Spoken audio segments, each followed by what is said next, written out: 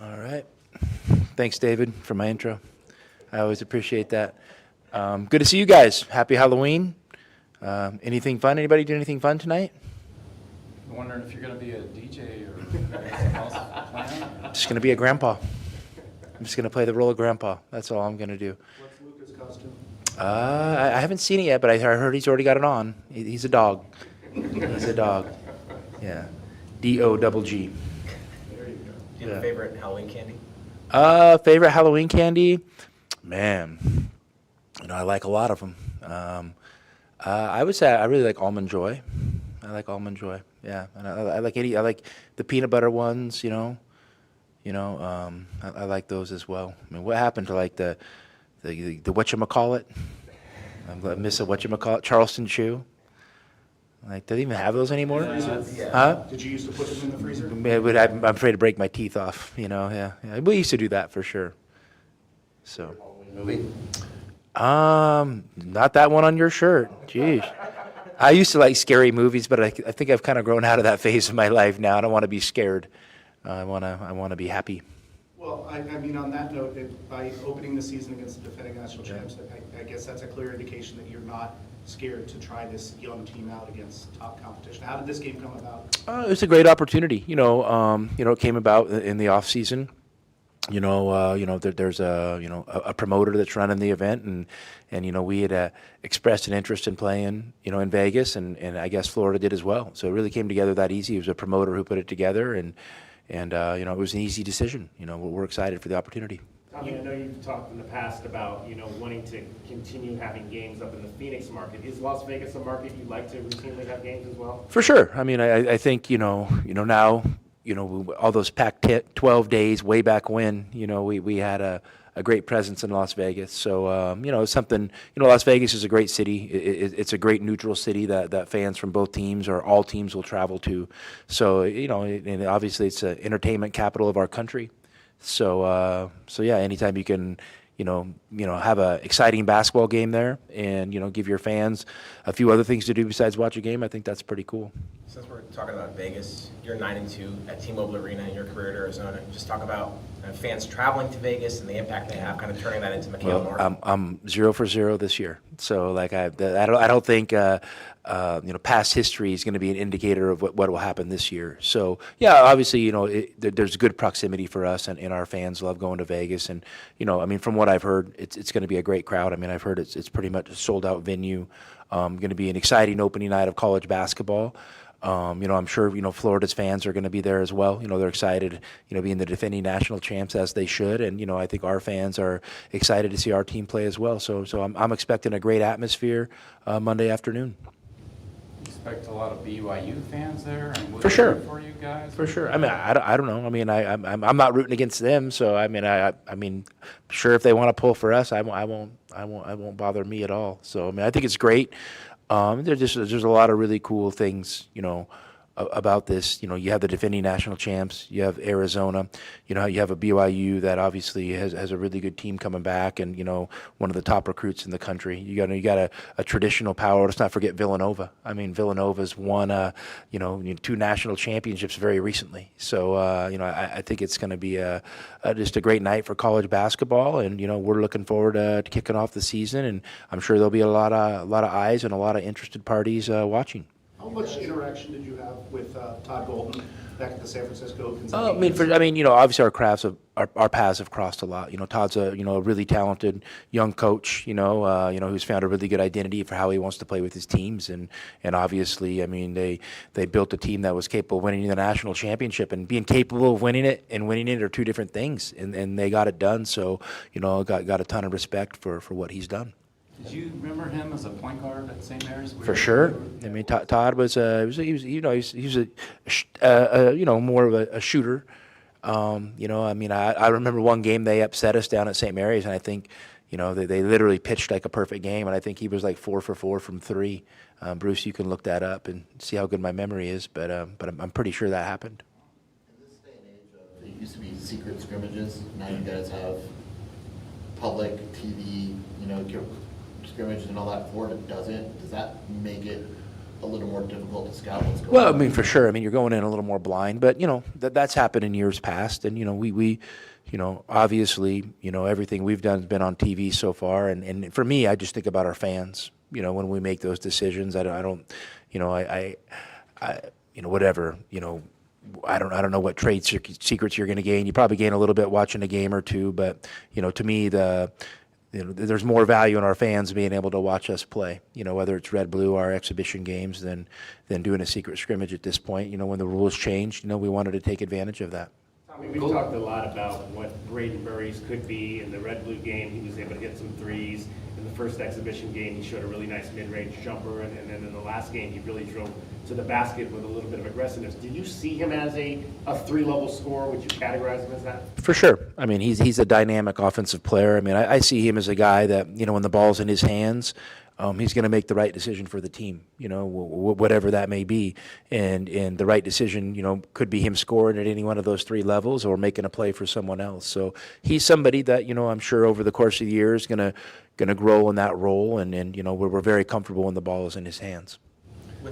Talking about what you said about the scrimmages, Golden, I think he was joking, it sounded like, but he did say something about he was wondering if a GA at Illinois might leak you guys that video of that scrimmage. I mean, is that kind of... I haven't met that GA yet. I mean, do you think that kind of, like you said, you don't feel it's that different, but is that really a pretty big thing with... I mean, listen, we got to go to play the game, and listen, I'm basing it off this. I think common sense says they won the national championship last year, right? They have a lot of returning players, so whatever they did worked. So my guess is they're going to really lean into heavy that what won them a national championship would be my guess. Well, how do you scout that, though, being as you have, they obviously what they do, him, but they lost Clayton, a huge guy, and they got to kind of double. You have tape on everybody, Bruce. You have tape on everybody, and everyone has tendencies, and just because they, I'm sure tendencies can change over the course of a summer, but like you go in with the information that's provided to you and you do the best job. But again, let's focus on the main thing. The main thing is it's the first game of the year, and your team has to be ready to play. So to me, that's where our eyes, effort, and energy needs to be focused, is more on ourselves and how we approach it. And I don't think we're a slouch. I think that we force the other team to make some decisions. And just because they've seen us play a couple times, I mean, I don't know. Maybe they got it figured out. Maybe they don't. We just got to go out and play the game. Do you see anything in Golden style, though, from maybe even from Mark Few, because he was competing against you guys so many years, or even Kyle Smith you worked under? I mean, for sure. I mean, I think when you compete against the same people over and over, sometimes you see the styles start to meld a little bit. So for sure, I mean, there's a lot of aspects. They're comfortable playing with bigs. They're comfortable playing and kind of a lot of the similar concepts within their flow offense. That maybe that we do or that a Gonzaga does. When you think of Florida, you obviously think size. How do you think, without giving too much away, just how do you think your front court matches up, and how do you be effective on both? Well, I love our front court. I think our front court, is very well suited to play at Arizona and the way we want to play. And I don't think we have the type of guys that are going to back down to anybody. And so I mean, that's. Florida's got really good players. We have good players. Let's play the game and see how it goes. I mean, maybe we'll get out there and afterwards I'll tell you I felt like we were overwhelmed. Maybe we'll play the game and I'll feel like, hey, I felt we're really comfortable with that matchup. So, we're going to play the game and we're going to see. I haven't played against them. They haven't played against us. So, I mean, I think we're going to both have to get out on the court and figure it out. Ideally, would you prefer to have like a home game against one of the bye opponents to start things? What does it matter? Just I mean, ideally, yeah, but when you're asked to open college basketball on national TV in Vegas, do you say, "Excuse me"? Ideally, I would like to play.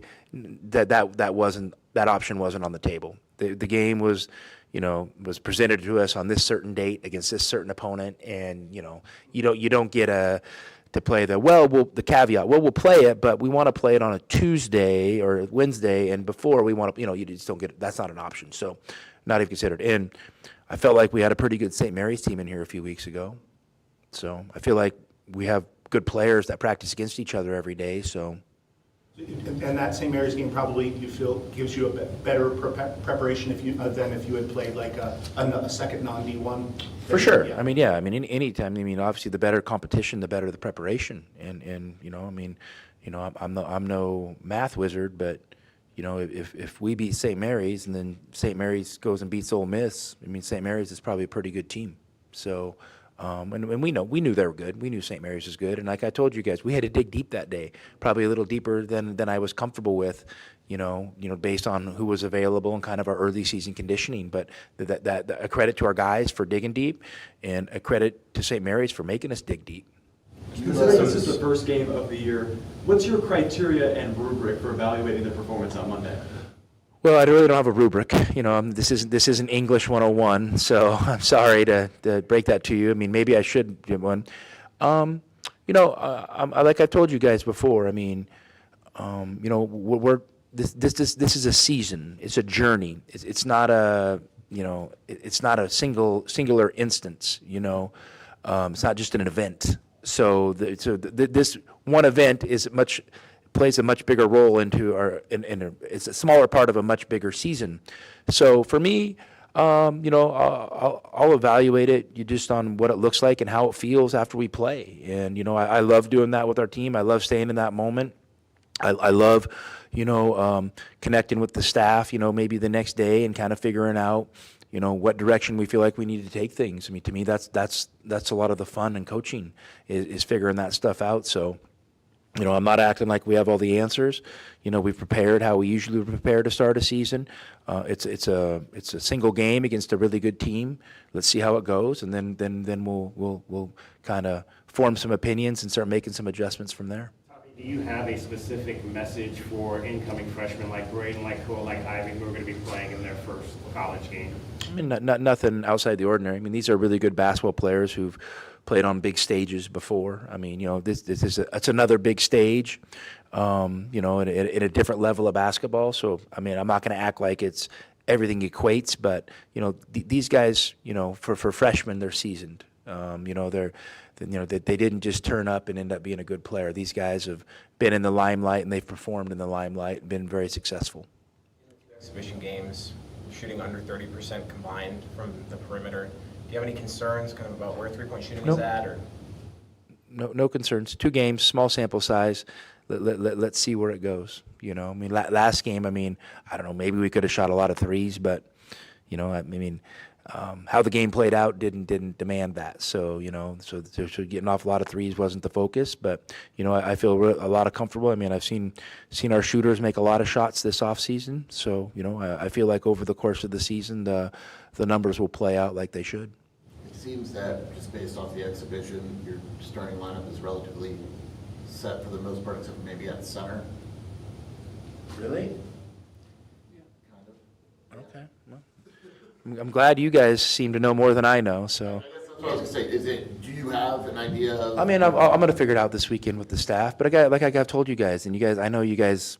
I mean, it makes it more concrete and it feels better for you guys. But it's just not how I operate. Like, we're a team that we really don't care about the starting lineup.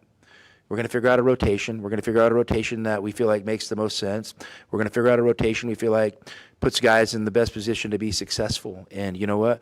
I always feel it's a luxury to have 7 starters. If we're sitting over there arguing over splitting hairs over something, that's a good thing. That means you have good players, and I feel like we're in that situation. Well, it seems like kind of like last year that you have the rotation that 6, 7, 8, maybe 9. A lot of questions there. Which way? A lot of things you might. I mean, be able to do.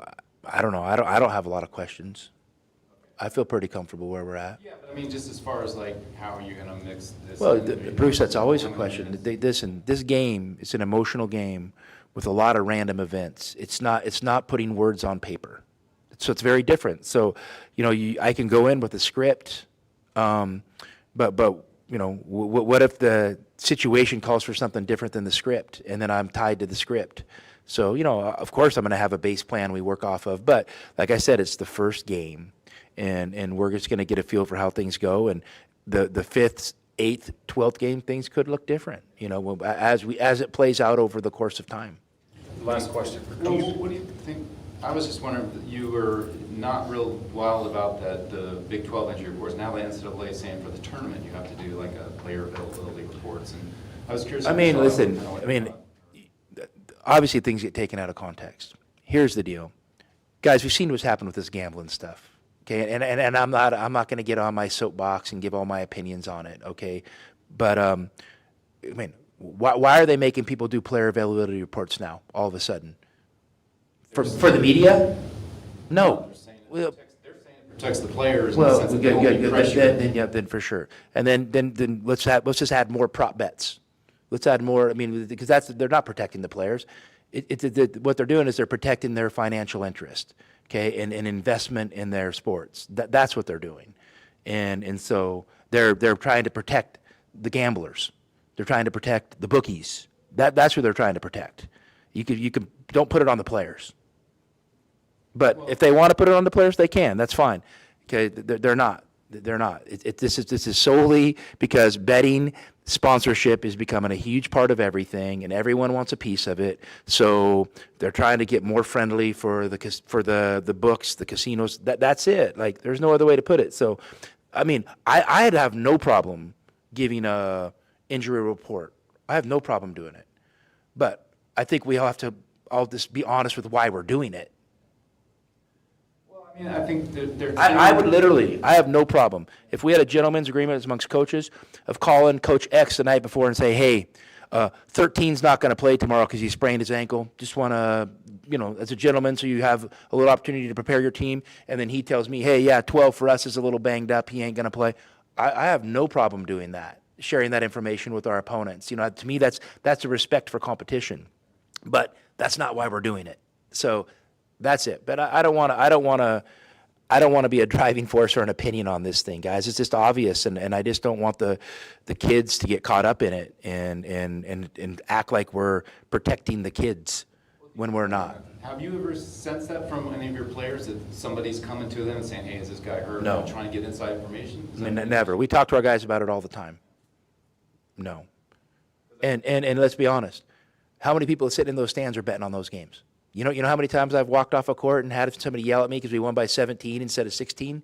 Or we won by, or won by 15 instead of 20? It happens all the time.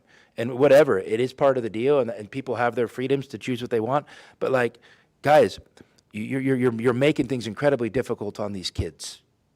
And for what? So other people can make money. So that's it. That's why I don't like the player availability reports, because I know the reason we're doing them. But we're going to abide by it. We're going to follow the rules. Like, I have no problem. I'm not trying to be secretive or tricky. Thanks, Coach. So, all right. Thanks, guys.